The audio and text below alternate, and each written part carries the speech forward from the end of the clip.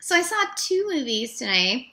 They were kind of very long, so it was a long day. But the first one was Andrea Arnold's American Honey, which I have wanted to see for a very long time. Um, and I was like pretty sure I was gonna love it from the trailer.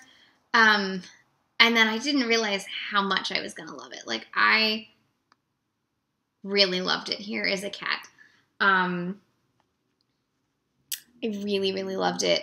It's about 2.5 hours long, and you follow this girl named Star, who's a teenager.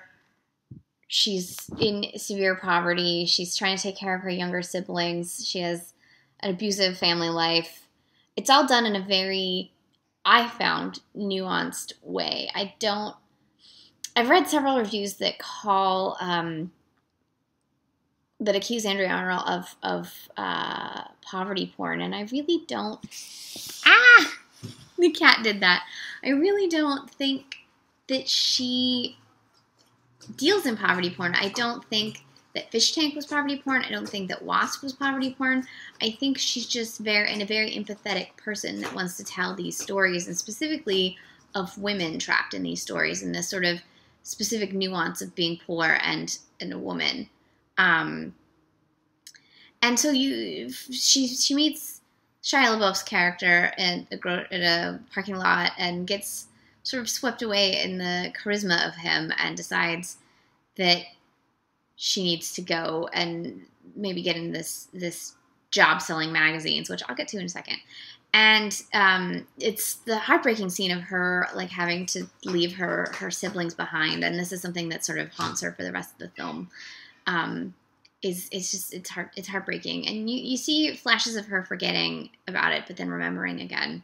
And so the rest of the film is sort of partly this romance between her and Shia LaBeouf, and partly telling the story of these kids selling these magazines. And I want to say, I remember one time when I was in college, one of these magazine crews showed up at my door trying to sell magazines to me, and I really wanted to buy it from them because they're really smooth talkers. But I was poor because I was in college, so that didn't happen. But watching some of those scenes, I was like, holy shit, this is accurate. What was I going to say? So, sort of like four things maybe. One, Sasha Lane is amazing. She gives such a great, beautiful, heartbreaking, naive performance. Just wonderful. Two, Shia LaBeouf is actually good. Like, I'm kind of shocked by how good I thought he was in this film. There's like, I think for like a second there was a Will Patton. I forgot to check this, but I'm pretty sure Will Patton just like showed up in the middle of the movie. Yeah, okay. Will Patton just shows up in the middle of the movie. That was delightful because I love him. And two, okay. Oh, so when it ended, it's like 2.5 hours long, and it ends, and I was like, no, because I was so caught up in the world and following her, and just sort of, I just wanted to keep going with this character, and you get these moments where you see that she's really a good person, and she's a sweet soul, and she's in such a shitty place in life, that you just hope she'll get out, but you're really not sure. And she dabbles in various ways in which women in poverty can make money. I'm not going to sort of spoil that, but and the way Andrea Arnold shows it really shows how sort of innocently you can fall down these holes, and doesn't judge it, because it's like you have to make money somehow, and you have to keep going and keep your spirit. And I don't know, I just really liked it. And I felt, I know the other thing. There were several reviews I read where all the characters said they felt like interchangeable, and I feel like there was enough dialogue with each of the characters to really understand who each of them were and why they would get wrapped up in this thing. There were fleeing queer characters. There were clearly a bunch of abused characters from one way or another. And they all sort of have this this family together, but then they're all treated like crap because they have this horrible manager, and I don't know. Just thought it was a beautiful film. One of my favorites of the year. If you get a chance to see it, I definitely recommend it. And don't be scared of the 2.5-hour running time, because it goes so quickly, because Andrea Arnold is such an amazing filmmaker, and it's so beautifully edited that you just keep going with it, and you just don't want it to end. The next film I saw, I've wanted to see since it premiered in Australia last year, and this is The Dressmaker. It's from Jocelyn Moorhouse. It's a fucking crazy movie. It's a dark comedy. It goes places. I can't even really talk about the plot without spoiling much, but Kate Winslet has returned to her small hometown in Australia after being sent away as a child for doing something that she may or may not have done. This film has got all the Australian people you can think of, both on the crew and in the film. On the crew, it's Donald McAlpine and Jill Bilcock, who are the cinematographer and editor that work with Baz Luhrmann a lot. On the cast, it's Kate Winslet, who's playing 35, but she's 41. Judy Davis, who's always fucking amazing and is giving a great Judy Davis performance. Hugo Weaving, who gets to cross-dress, and you can't go wrong with cross-dressing Hugo Weaving. You really can't. And Liam Hemsworth, who is 26 and supposed to be the same age as Kate Winslet's. So they're both supposed to be 35, but Kate Winslet is 41 and Liam Hemsworth is 26, and I was just like, get it, girl. That's all I can really think about.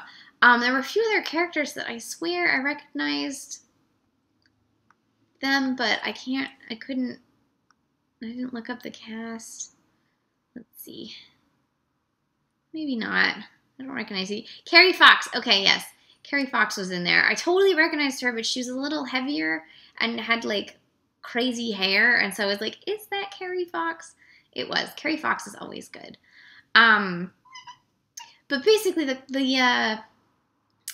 get to wear these amazing clothes, and she tries to put this horrible small town and its horrible small town snipiness in its place. And the more she does, the more scandals that you hear about, the crazier everything gets.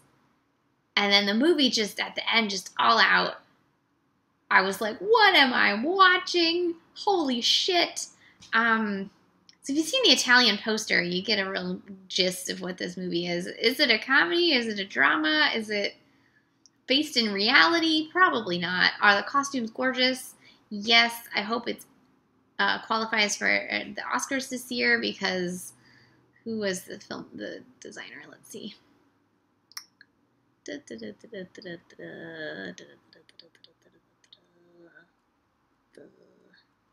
Doesn't say who did the costumes on Wikipedia. How dare you? Well, whoever it was that did the costumes, I really, really, really hope she gets an Oscar, or they get an Oscar nomination, because the costumes are so beautiful, and it's set in the 50s, so it shows that sort of new look that was coming in, and how gorgeous and how different that was. This is based on a book, and I totally want to read it because it was fucking crazy. The screenplay was by Jocelyn Moorhouse and P.J. Hogan of Muriel's Wedding and My Best Friend Wedding, and other great romantic comedies. It's not really a romantic comedy, but it kind of is. It's just a fucking crazy movie. Crazy movie. That's really all I can say. Does it all work? No.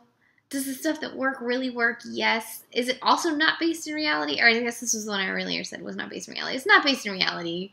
You just go with it. Just realize that you're watching something that is absurd. It's basically Kate Winslet porn, to be honest. Kate Winslet has cleavage and looks amazing and is badass. And if you love staring at Kate Winslet and you love seeing her have a lot of fun on screen, this is a good movie for you. So the first one I watched today, American Honey, directed by Andrea Arnold. It just came out in America in the last few weeks. Same goes for Jocelyn Moorhouse's The Dressmaker. I recommend both films if you can find them, because they're great.